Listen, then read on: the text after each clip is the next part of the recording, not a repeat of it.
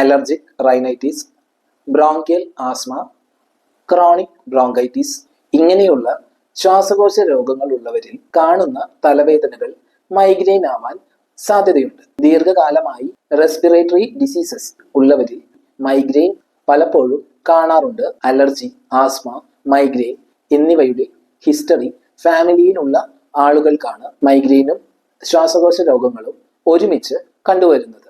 Asthma, allergy complaints, bronchitis എന്നിവ ഉള്ളവരിൽ immunoglobulin അഥവാ IgE level കൂടുതലായി കാണാറുണ്ട്.